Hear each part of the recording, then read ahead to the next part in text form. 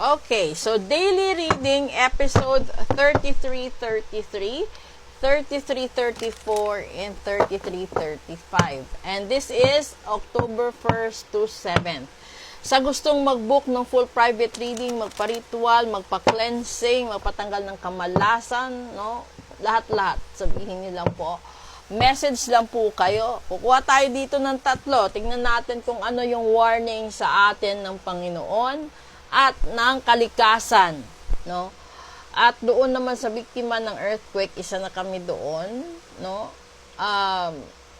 Konting push pa ng pagdarasal at paggawa ng kabutihan sa kapwa. At siguro idagdag nyo na rin yung respeto sa kalikasan, respeto sa mga hayop, dahil likas silang ginawa ng Diyos para mabuhay sa mundong ibabaw katulad din ng mga tao. Okay? So, una, kakasabi ko lang, supernatural powers. Pangalawa, higher calling. And pangatlo, there's a magic right there. So, ito yung napakataas na mensahe galing sa Panginoon natin, sa lahat-lahat, no, sa mga espiritu sa paligid natin.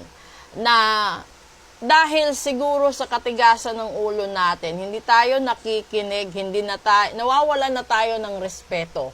Nawawala na tayo ng dedikasyon, no? Kaya dinaan na sa supernatural powers. Ang kataas-taasan na mismo ang gumawa ng milagro para iparamdam sa lahat ng tao na kahit ilang henerasyon man ang dumaan, ilang libong taon man ang makalipas, andyan pa rin siya, huwag kayong makalimot. Nag-i-exist pa rin ang Panginoon. So, di ba? Kahit, tignan nyo, ito napakagandang example. Ang daming issue dahil sa flood control. Diba? Yung iba nagmamayabang na matibay yung ginawa nilang flood projects. Yung iba nagkaroon ng ghost projects. Pero lahat 'yan sa isang pitik lang, no? Sa isang kumpas lang ng Panginoon. Sira. Gaano man katibay, gaano man kabago, no? Wala.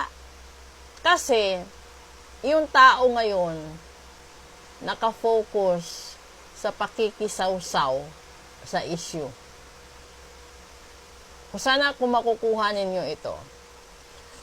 Yung problema, this is my own opinion, ha? Lagi kasing sinisisi, no? Na umaapaw ang baha, umaapaw ang ganito ganyan.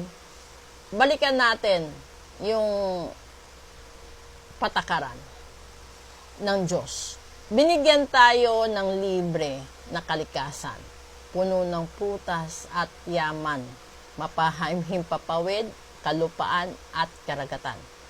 Anong ginawa ng tao? Inabuso ito.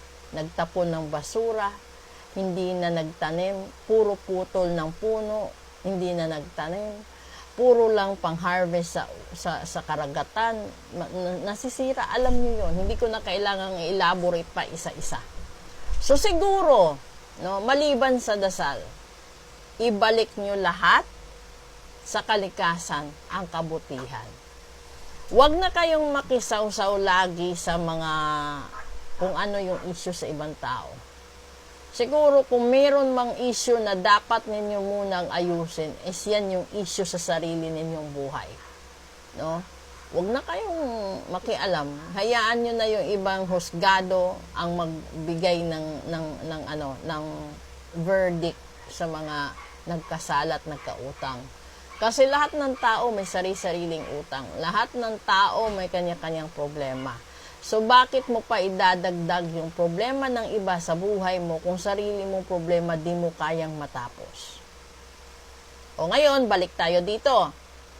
This is a general reading. Yung iba, binabarang, kinukulam, ginagayuma. Yung iba, paghihigante. Yung iba, panlalamang. yung iba naman pananakit. So, kung isa ka sa mga may ganitong sitwasyon, ipatanggal mo. Message ka lang, kasi mas maganda yung personal private reading. Kasi yung private reading, sarili mong vibrations talaga yung nagagamit ko. Compare dito sa general reading, it's universal for everybody na makaka-resonate lang. So, ito, pinaparamdam, kapag dumaan ito sa FYP mo, ibig sabihin, pinaparamdam sa'yo, magpa-reading ka, magpa-ritual ka, kasi yung dinadanas mong sakit, kalungkutan, kabiguan, kamalasan, ay hindi gawa ng Diyos, hindi trials ng Diyos, kundi gawa ng mga taong ayaw kang makitang maging masaya, ayaw kang makitang umuunlad sa buhay. Okay? So, message na po kayo. Maraming salamat po. Abangan nyo yung mga susunod na episodes natin kasi meron pa tayong first Friday and first Tuesday.